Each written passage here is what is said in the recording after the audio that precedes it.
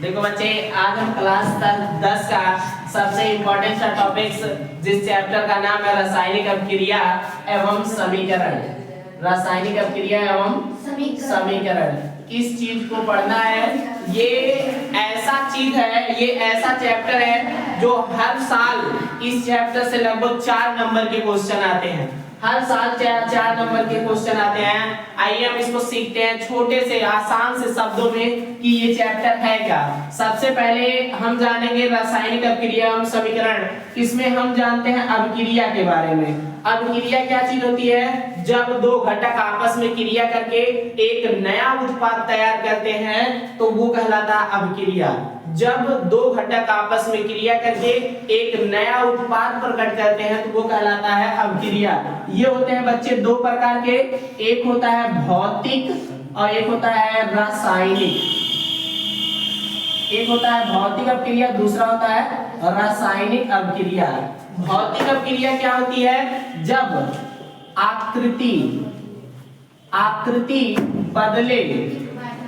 आकृति बदले किंतु आयतन ना बदले तो वो कहलाएगा भौतिक अभिक्रिया। और जब दोनों परिवर्तन हो जाए तो वो कहलाएगा हमारा रासायनिक अभिक्रिया। वो कहलाएगा रासायनिक अभिक्रिया। अब आइए जानते हैं रासायनिक अभिक्रिया के प्रकार। अब जानते हैं हम रासायनिक अभिक्रिया के प्रकार। रासायनिक अभिक्रिया निम्न प्रकार के होते हैं, जिसमें नंबर 1 होता है जिसका नाम संयोजन।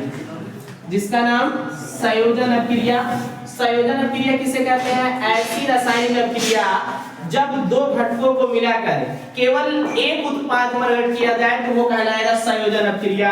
जैसे कि H2 plus O2 arrow is equal to H2O। H2O ये केवल एक उत्पाद प्रकट किया जिसके कारण इसे कहा जाएगा संयोजन अभिक्रिया। अब जो ये तीन होती है इसी को कहा जाता है उत्प्रेरक। उत्प्रेरक और इन्हीं को कहा जाता है लब्धि। इन्हीं को कहा जाता है उत्प्रेरक और कहा जाता है लब्धि। और जो तीर के इस साइड होते हैं इन्हें कहा जाता है बच्चों अभिकारक। इन्हें कहा जाता है अभिकारक। और तीर के जो इस साइड होता है इन्हें कहा जाता है उत्पाद। इन्हें कहा जाता है उत्पाद। तो संयोजन अभिक्रिया किसे कहते हैं? जब दो या दो से अधिक घटकों को मिलाकर केवल एक उत्पाद प्रकट हो तो वो कहलाएगा संयोजन अभिक्रिया। दूसरा जो होता है बच्चे रासायनिक अभिक्रिया का भाग वो होता है वियोजन अभिक्रिया। वो होता है वियोजन अभिक्रिया। वियोजन अभिक्रिया क्या होती है? जब कोई पदार्थ एक जटिल पदार्थ से टूटकर अपने आयनों में विखंडन हो जाता है तो वो कहलाता है वियोजन अभिक्रिया। ये बच्चे होती है 3 प्रकार की। ये होती हैं 3 प्रकार की। नंबर 1 होता है वैद्युतीय वियोजन। नंबर 1 होता है वैद्युत वियोजन। नंबर दूसरा होता है प्रकाशीय वियोजन और नंबर तीसरा होता है उष्मीय वियोजन। उष्मीय वियोजन। वैद्युतीय वियोजन क्या चीज होता है? जब कोई जटिल पदार्थ अपने आयनों में टूट जाता है तो वो कहलाता है वैद्युतीय वियोजन। जैसे साधारण नमक का सूत्र होता है NaCl। इनको जब तोड़ेंगे तो ये किस में टूटेगा? Na+ में और Cl- में। तो ये कौन सी चीज कहलाएगा? वैद्युतीय वियोजन। क्या कहलाएगा? वैद्युतीय वियोजन। वैद्युतीय वियोजन। फिर उसके बाद बच्चे प्रकाशीय वियोजन। प्रकाशीय वियोजन। प्रकाशीय वियोजन क्या चीज होता है? यह है जब कोई जटिल पदार्थ प्रकाश, सूर्य का प्रकाश पाने से टूट जाता है तो कहलाता है क्या कौन सा चीज? प्रकाशीय वियोजन। जैसे आप लोग ग्लूकोज का सूत्र जानते हैं C6H12O6। ये ग्लूकोज का सूत्र हो गया। अब इसको जब तोड़ेंगे हम तो ये किस में टूटेगा? कार्बन डाइऑक्साइड और किस में टूटेगा? जल में। कार्बन डाइऑक्साइड और किस में टूटेगा? जल में। ये टूटेगा। फिर उसके बाद बच्चे ये हो गया। फिर उसके बाद देखते हैं हम उष्मीय वियोजन। उष्मीय वियोजन क्या होता है? जो उष्मा पाकर टूट जाता है वो कहलाता है उष्मीय वियोजन। जैसे कि जिप्सम का सूत्र होता है CaSO4 × 2H2O। इनको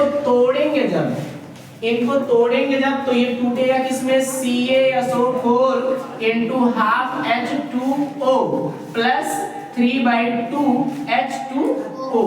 ये ध्यान दीजिएगा, ये जो चीज है ये बच्चे बोर्ड पेपर में 100% क्वेश्चन आते हैं। जो इसका नाम जो होता है, इसका नाम होता है पीओपी। पीओपी बनाने की विधि, रासायनिक एवं भौतिक गुणधर्म। ये किसका उदाहरण है? ऊष्मीय वियोजन का। और ये रिएक्शन हमको कहाँ मिलता है? ये बनाने की विधि में जो आता है हमेशा का कागार है, ये हमेशा आता है क्वेश्चन 4 नंबर में, 5 नंबर में। फिर उसके बाद बच्चे रासायनिक अभिक्रिया का एक और भाग जिसका नाम होता है विस्थापन, जिसका नाम होता है विस्थापन। विस्थापन जो अभिक्रिया है बच्चे, विस्थापन अभिक्रिया क्या चीज है? यह एक ऐसी अभिक्रिया है जो अपने स्थान में बदलाव कर लेती है। यह एक ऐसी अभिक्रिया है जो अपने स्थान में बदलाव कर लेती है, वो क्या कहलाता है? विस्थापन अभिक्रिया। विस्थापन अभिक्रिया ये होते हैं बच्चे दो प्रकार के, एक होता है हमारा एकल और एक होता है हमारा द्विविस्थापन। एक होता है हमारा एकल विस्थापन, नंबर दूसरा होता है द्विविस्थापन। एकल विस्थापन क्या चीज होता है? एकल विस्थापन ऐसी अभिक्रिया, एकल विस्थापन ऐसी अभिक्रिया जो क्या करता है? केवल एक स्थान को विघटित कर देता है, अर्थात एक स्थान को बदल देता है, वो कहलाता है एकल विस्थापन अभिक्रिया। जैसे कि Zn plus H2SO4, arrow ZnSO4 plus H2, ZnSO4 plus H2। फिर उसके बाद बच्चे अब कैसे हम जाने कि Zn H2 को हटा दिया? कैसे जाने Zn H2 को हटा दिया? इसके लिए हम जानते हैं एक सक्रियता श्रेणी। क्या जानते हैं? सक्रियता श्रेणी। जैसे कि सक्रियता श्रेणी क्या चीज है हमारा? उनको याद करने का साधारण सा तरीका है जो है काका, नाना, काका, मांगे, आलू, जान कर फेंको, जान कर फेंको, सीढ़ी को नीचे, सुनो प्यारे बच्चों, सुने प्यारे बच्चों, हाइड्रोजन को PT AuHG या Ag भी कर सकते हैं हम।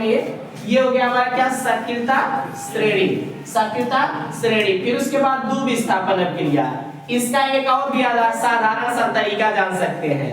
देखो हाई जो है ये खुशहाल परिवार है, हाई खुशहाल परिवार है, हाई एक तो दूसरा आदमी आ गया, अर्थात क्या? खुशहाल परिवार में भूचाल लाना क्या कहलाता है? एकल विस्थापन अभिक्रिया। अब द्विविस्थापन अभिक्रिया अर्थात दोनों स्थान में परिवर्तन।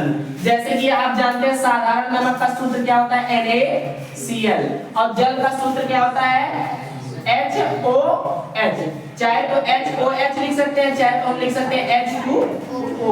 अब ये जो Na है ये जुड़ेगा किससे? OH के साथ। किसके साथ?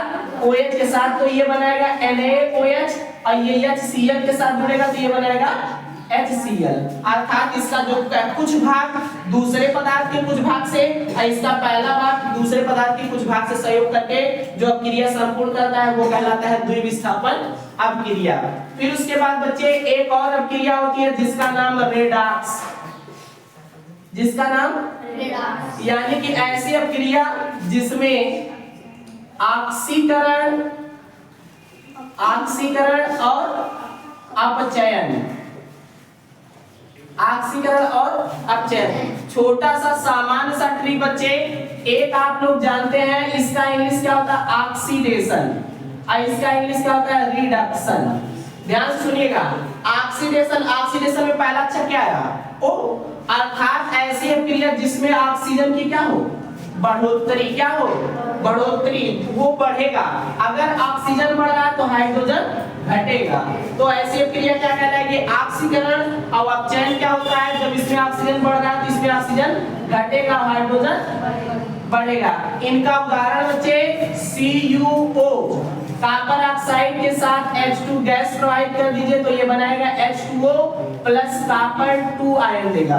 तो हाई जो चीज है ये यहाँ से यहाँ तक का जो चीज होगा वो होगा आपका रिडक्शन, और ये जो चीज होगा ये होगा आपका ऑक्सीडेशन, ऑक्सीडेशन। फिर उसके बाद बच्चे इनका कुछ भाग और होता है जिसका नाम होता है क्रमणीय अभिक्रिया। क्या होता है? क्रमणीय अभिक्रिया। क्रमणीय अभिक्रिया क्या होती है? जो अभिक्रिया को संपूर्ण होने के लिए उनकी दिशा को बताता है। क्या बताता है? दिशा को।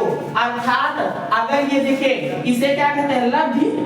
इसे लब्धि कहते हैं। लब्धि अगर एक तरफ हो, ऐसा हो, तो वो कहलाएगा अनुत्क्रमणीय। क्या कहलाएगा? अनुत्क्रमणीय। और अगर ये हो, दूसरे तरीके से हो, इस तरीके से, तो कहलाएगा उत्क्रमणीय। उत्क्रमणीय। फिर उसके बाद बच्चे एक और भी होता है, एक और भी होता है जिसका नाम होता है कुसमीय अभिक्रिया। जिसका नाम कुसमीय अभिक्रिया। कुसमीय अभिक्रिया दो प्रकार की होती है। एक होता है शोषी, एक होता है शोषी अभिक्रिया, एक होता है अशोषी। सॉरी, एक शोषी होता है, एक होता है छेपी। एक होता है छेपी। शोषी का मतलब जो आप ये जान रहे हैं, जिसका नाम क्या है? लब्धि। अगर लब्धि के पहले इधर मिल रहा है उष्मा, तो कौन सी अभिक्रिया होगी? शोषी। और अगर तीर के इस साइड मिल रहा है उष्मा, तो वो कौन सी अभिक्रिया होगा? उष्मा छेपी। और फिर उसके बाद बच्चे यहाँ आता है एक चैप्टर, जिसका एक टॉपिक आता है जिसका नाम संक्षारण। संक्षारण क्या होता है? लोहे में जंग लगना संक्षारण कहलाता है। अर्थात कोई धातु अम्ल और आर्द्रता के संपर्क में आने लगती है, तो उसमें भूरे रंग की परत चढ़ जाती है, जिसे संक्षारण कहते हैं। लोहे में संक्षारण का जो सूत्र होता है वो होता है Fe2O3 × XH2O। XH2O